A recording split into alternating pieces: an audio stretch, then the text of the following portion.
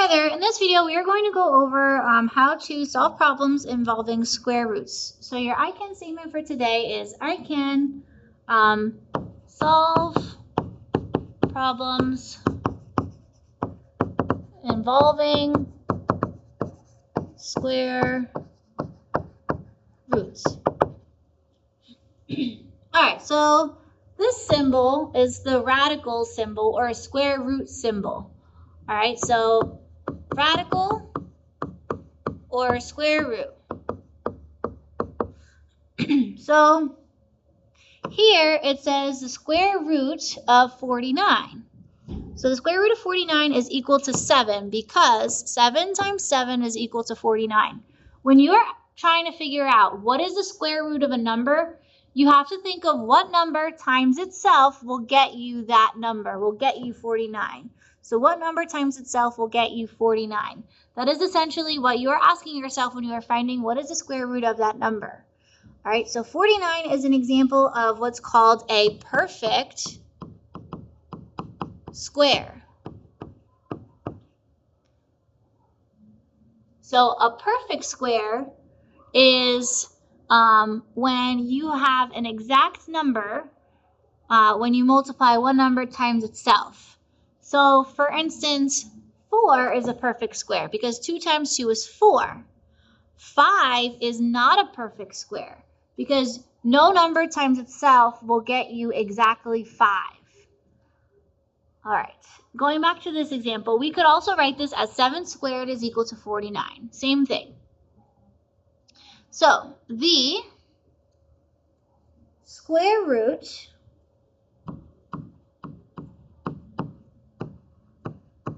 of a number is a number that when multiplied by itself, it equals back to the original number. All right, taking the square root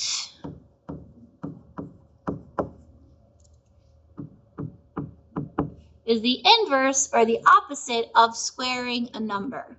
All right, so what does that mean? That means if you have a number like 5 squared is 25. But if you take the square root, now on both sides, that's the inverse. The square root would be 5. These two cancel out. So squaring a number and taking its square root, those are opposites or inverse operations. Just like the inverse of adding is subtracting or the inverse of dividing is multiplying. All right, a perfect square is a number that is the square of an integer. All right, so that's when you take an integer like 1, 2, 3, 4, 5, 6, 7, and then you square it. All right, so you take an integer like 1, and then you square it, and then you get 1. So 1 is a perfect square. You take an integer like 2, then you square it, and you get 4. 4 is the perfect square. You take an integer like 3, you square it, and then you get 9. 9 is the perfect square. All right, so I have a list of the perfect squares for you. They're right here. Those are perfect squares. 1, 4, 9, 16, 25, 36, etc. All right. What you should know is how to come up with this list. I will not force you to memorize it, but you should know that you're supposed to memorize it in 8th grade. The only reason why I'm saying I don't mind you memorizing it or not is because I believe that you all already have from 1 to 10 at least already memorized. If I asked you to write this out from 1 to 10, you'll be okay. Maybe down here is where you might have a little bit of trouble, in which case you know how to multiply 2-digit numbers times 2-digit numbers, so you should still be okay. All right, so 2 times the square root of 64. I want you to treat the square root of 64 as if it's under parentheses, right? So I know you guys know PEMDAS. You can also think of it like GEMS, all right, where G stands for grouping symbols.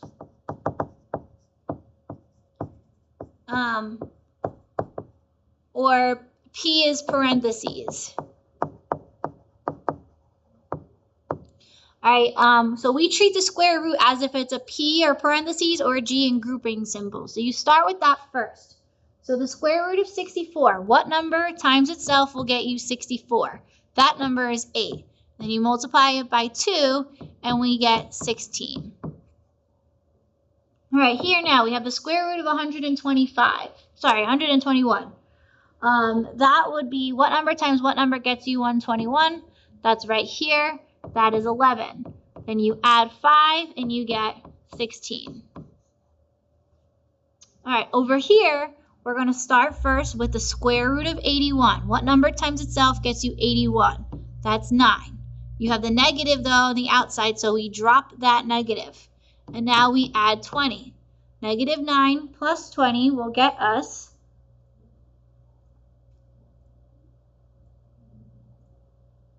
11.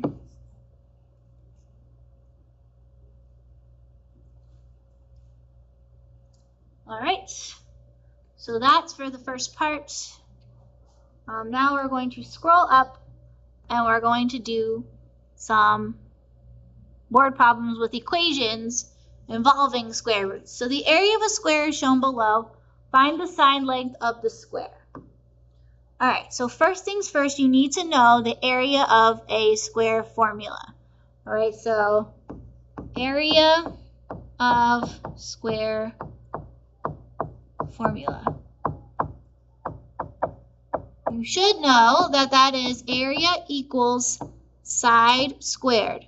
So whatever number is the side of that squared will get you your area. So if you have a square, okay, and the side length is 3, you would do 3 times 3, or 3 squared, to get 9 as your area.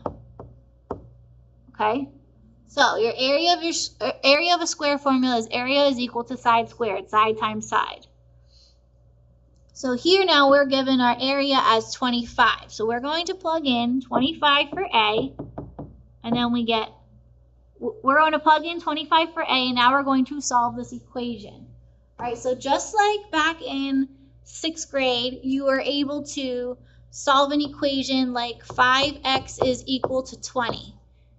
What you guys did on both sides was the inverse operation of dividing each side by 5, canceled out the 5s, and then you did x is equal to 4. Okay, so you did an inverse operation of multiplication. Here now, for this example, we are also going to do the inverse operation of squaring a number. So s is being squared. At the top in our notes, we had gone over that the inverse of squaring a number is taking the square root. So we are going to take the square root on both sides, because when you do that, the square and the square root, these two, they cancel out. The little 2 and the radical symbol, they cancel out, and you're just left with s is equal to the square root of 25, which is 5.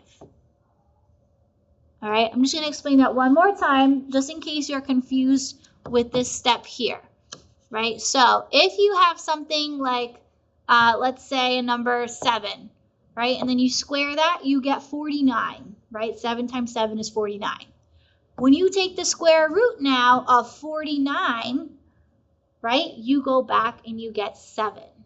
So this whole thing is valued at 7. And the idea is that these two cancel each other out because they are inverse operations.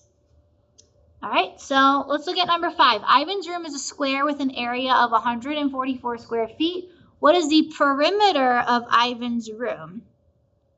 All right, so perimeter means everything on the outside added together. So we're going to start with our area of a square formula, because that's what we're given. We're given the area of the square. So we know area equals side squared. We know that the area is 144. So I'm going to plug in that into my formula here. And now in order to get s, I'm going to do the opposite of that raising to the power of 2, or squaring the number here. We're going to do the opposite of squaring, which is taking the square root on both sides. The little 2 and the radical, they cancel out. We're left with s is equal to 144, right? We're taking the square root of that, which is 12. And it's 12 feet. Up here was 5 inches. All right, so that's what the side is.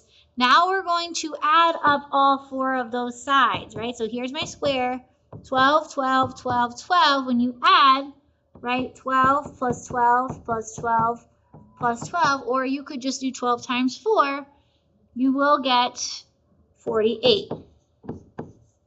And it's feet, because we're talking about the perimeter. All right, so P equals 48 feet. All right. So that's it. I hope you learned how to solve problems with square roots. Thank you for watching.